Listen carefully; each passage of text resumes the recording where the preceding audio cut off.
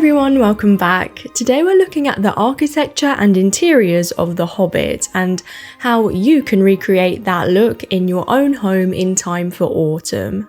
If you're wondering where we were in the intro of the video, no, that wasn't in New Zealand, it was actually here in Scotland and it was in Perthshire, so I guess technically a shire. We went away for Laszlo's birthday to a place called Craighead House, and the owners actually built these hobbit houses themselves, along with some other cosy accommodation on the land. It's so picturesque, we really did feel like we were in the Shire, and this video isn't sponsored or anything, but if you are interested, I'll leave their website in the description. It's averaging about 16 degrees here in Scotland, so I think it's safe to say that autumn is here. Today we're diving into the magical world of Hobbit-inspired autumn interiors, and that to me is a blend of cosy British cottagecore, rustic charm, natural elements, and lastly, seasonal warmth. What makes Hobbit homes so cosy and so perfect for autumn is their connection to nature, their love of simple comforts and their earthy warmth.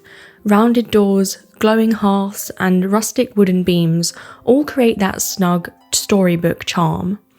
And I hope you can agree with me that autumn, with its golden light, harvest abundance and sense of slowing down, is the perfect season to capture those Hobbit vibes. Hobbit holes with their rounded doors, earthy tones and firelit interiors really creates that snug, sheltering atmosphere perfect for fall. We can't talk about the interiors of these Hobbit holes without talking about the architecture, because obviously that, to me, is why the movies are so magical. The design of Hobbiton in the Hobbit movie trilogy was meticulously crafted to reflect a sense of warmth, comfort, rural charm, and drew heavily from the English countryside and Tolkien's own descriptions in the books, as well as his own paintings. The main architectural features of Hobbit homes are its earth-sheltered design, round doors and windows, curved architecture, circular chimneys, thick earthen walls, natural materials, exposed beams and fireplaces, and cosy scale and proportions like low ceilings, in turn evoking a naturalistic and quite literally storybook quality. They're also very labyrinth-like, with rooms jutting off of other rooms to reveal a cosy nook. In the book, they're described as, "In a hole in the ground there lived a hobbit, not a nasty, dirty, wet hole filled with ends of worms and an oozy smell, nor yet a dry, bare, sandy hole with nothing in it to sit on or to eat. It was a hobbit hole, and that means comfort." I mean, technically speaking, they are a type of turf house, which were traditional buildings in Iceland and parts of Scandinavia, with walls and roofs made out of layers of turf to protect against the harsh climate. As a designer, what always intrigued me in the films is that each part of Middle-earth has been inspired by a different design movement. For example, the dwarves' realms are Art Deco with Celtic influences. The elven kingdoms are very much Art Nouveau, and houses in the Shire are arts and crafts. The scholar of literature Joanna Brooke, who writes in the Journal of Tolkien Research, suggests that Bag End is an arts and crafts building, fitting into ideas of the designer William Morris and others in the period between 1880 and 1920. Features such as Bag End's panelled walls, tiles and carpet could all, Brooks writes, have been manufactured by Morris & Co. And I couldn't agree more. For example, this is the Gamble House in Pasadena, California, by the architectural firm Green & Green. Look at the board and batten wainscoting and paint colour used above. I'm sure you're also seeing the similarities between that and the set design. I think Dan Henner, the production designer and team, did a really good job at referring to old arts and crafts houses and transferring that into the movies. And of course referring to the concept art John Howe and Alan Lee had been doing for 20 years. The arts and crafts era emphasised natural materials, handcrafted details and sturdy, honest construction, often featuring oak or mahogany woodwork, built-in furniture and exposed joinery. Rooms were warm and earthy, with muted colour palettes, nature-inspired motifs, leaded glass, and simple yet refinedly crafted textiles and ceramics.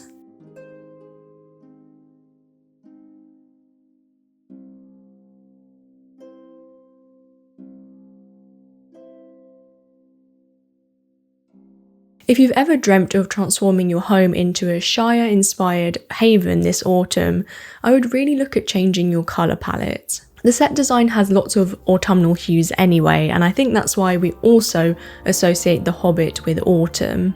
A Hobbit-inspired autumn colour palette stems from the earthy, natural tones of the Shire and combines it with the warmth of the harvest season.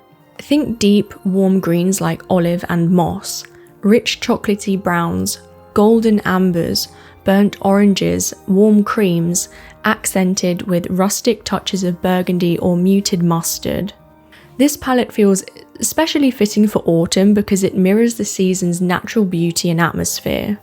The golden and amber hues capture the glow of falling leaves and firelight, while the greens and browns root the home in an earthy, organic calmness. Burgundy and rust tones add richness, evoking harvest feasts and gatherings around the table. Altogether, the palette blends comfort, nostalgia and natural charm, making a home feel timeless and welcoming, and distinctly Hobbit-like in its celebration of simple pleasures. In terms of metal features scattered around the space, use copper, not brass or silver. One, because we want to stay within that warm colour palette, and I also think gold is just a bit too glamorous for a Hobbit home and steel is too modern. Together, this palette creates a rustic yet refined Hobbit-inspired autumn aesthetic that makes a home feel timeless, abundant and deeply cosy.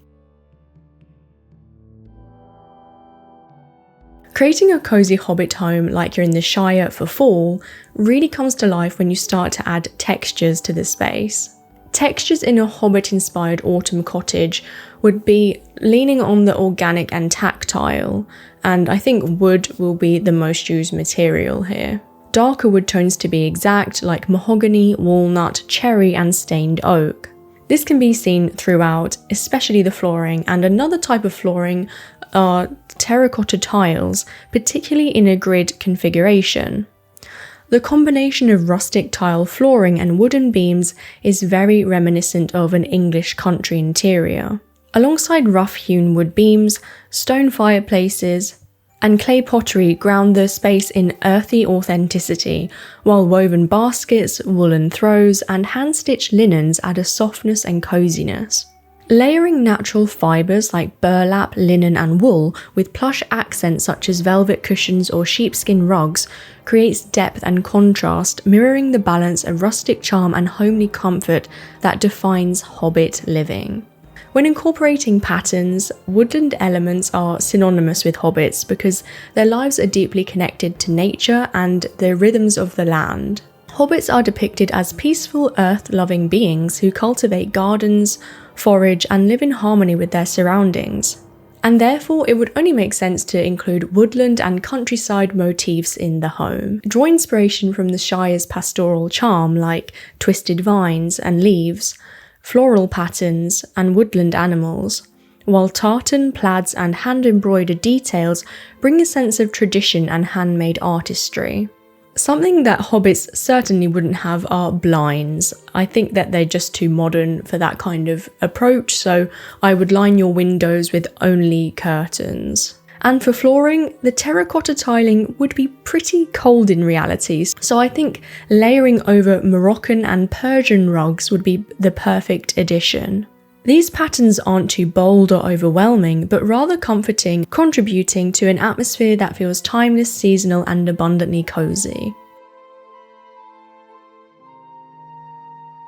As a side note, if you are enjoying the video, please leave us a like, we really appreciate it, and subscribe if you want to see more videos just like this. One thing I loved when we stayed in the Hobbit house was the sink. It was a hand-carved wooden sink, and it was uniquely crafted and perfect for the space. And also for the bathroom, a slipper roll-top copper bathtub. Just two ideas if you are wanting to renovate your bathroom in this style. However, in terms of furniture, we all know that hobbits love their food, and that to me is why the kitchen is the heart of a hobbit home. A large range cooker like an Aga is perfect for this type of interior, and of course an expansive pantry. And I think a large wooden dining table is what should really dominate the space. Perfect for hosting guests, invited or not. Other furniture items to include in your space are ornately carved sideboards, or if you're going for a more modern approach, just make sure that the cabinet has been painted in a dark colour.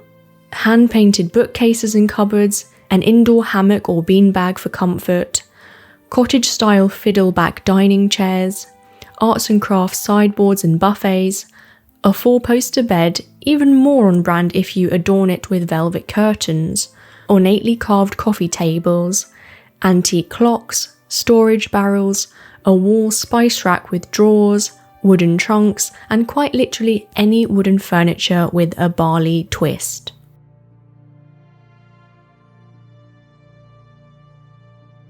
I'm not juvenile enough to expect you to rely solely on candlelight, although that would make your home feel very hobbity. Instead, rely on warm lighting, certainly not bright stark white LEDs, arts and crafts style Tiffany lamps, lampshade chandeliers and matching sconces, and also Victorian oil lamps. Soft golden lighting like the glow of lanterns and low-set sconces can wrap a Hobbit-inspired autumn home in a warm, cozy embrace that feels inviting.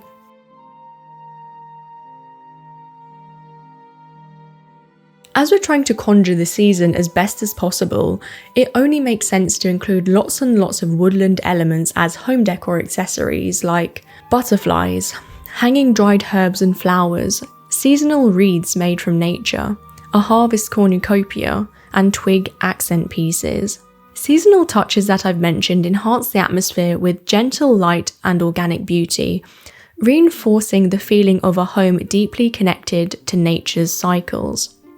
Some other ideas for you are old vintage books and cartography, wrought iron lanterns, woven baskets and chests, clay pottery, hanging copper pots in the kitchen, knitted blankets, amber gemstone objects, mushroom carvings, glass jars for storage, leather notebooks and quills, stoneware mugs, patchwork quilts, a shepherd's staff, embroidery hoops, and copper and brass accents like a kettle bubbling on a hob.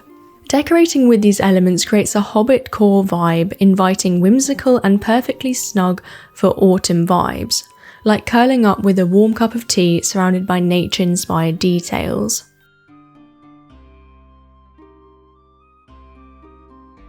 I also wanted to mention Toby jugs because I think they would do really well in this space. I'm sure you've noticed the knickknacks and ceramic ware in Bilbo's home, and one way to achieve this is by using Toby jugs. And if you don't know what they are, they're basically novelty ceramics, usually showing an 18th century man seated, and they originated during that time in England. We actually have a restaurant chain here in the UK called Toby Carvery where they're famous for doing a classic British roast dinner. And the original restaurants had these Toby jugs adorned everywhere in the restaurant, which was pretty cool. And I think a Sunday roast would be a meal that a Hobbit would actually eat, so I think they would do really well in a Hobbit-style kitchen. Hobbits are said to love peace and quiet and good tilled earth. A well-ordered and well-farmed countryside was their favourite haunt. And for that reason, I think your garden and plants within your home are crucial in achieving that cosy autumn atmosphere.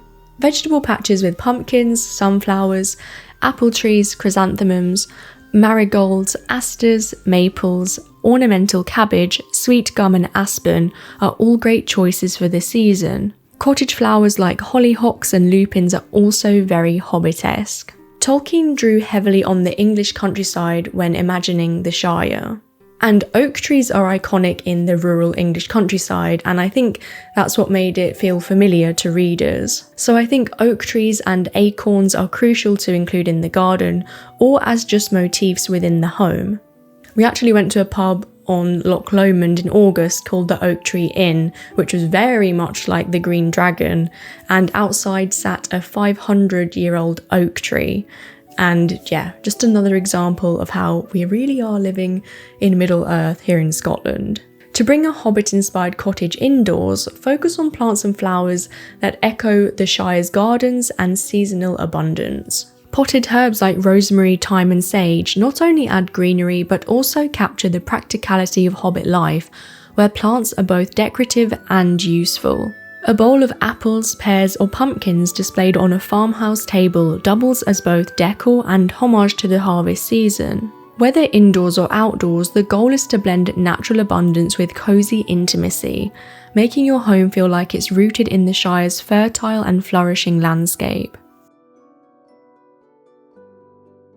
For artwork in this type of interior, art should feel rustic, pastoral and handmade, echoing the Shire's connection to simple living. Look for pieces that feature rolling hills, harvest fields, forests or quaint cottages, ideally in warm, muted tones of gold, green and russet to reflect the autumn season. Botanical prints of herbs, mushrooms or woodland flora also work beautifully, especially when in oval-shaped wooden frames or displayed as a gallery wall. Hand-embroidered wall hangings, woven tapestries, or even pressed leaf and flower art can add that homemade artisanal feel that hobbits treasure. If you're a mega fan, then vintage illustrations and Tolkien sketches tie directly into the Hobbit lifestyle. These touches create an interior that feels warm, storied and personal, much like stepping into a hobbit hole filled with the comforts of tradition and the artistry of everyday life. And as usual, I always think a space is brought together by coffee table books or just books that you'll read and hopefully be even more inspired by. And of course, I have to mention anything by Tolkien. I also think the maps of Middle-earth are really interesting, not only to read obviously, but also as a display for the space. The art of books are really beautiful to look through, and we even have a couple ourselves. What's your favourite aspect of Hobbit Autumn? For me, it's definitely the baking, especially now that Bake Off is back on. I will be making some kind of apple-spiced concoction at some point. If I were a character in Lord of the Rings, I actually don't think I'd be a hobbit. I think I'd be one of the dwarves. One, because I live in Scotland, hello, and I have loads of hair, so can't really dispute that.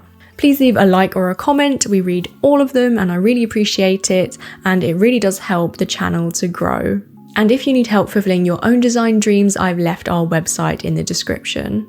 I hope you learned how to create a Hobbit autumn atmosphere in your home, and until next time, may your hearth stay warm, tea always hot, and your home as cozy as ever. See you in the next one. Bye!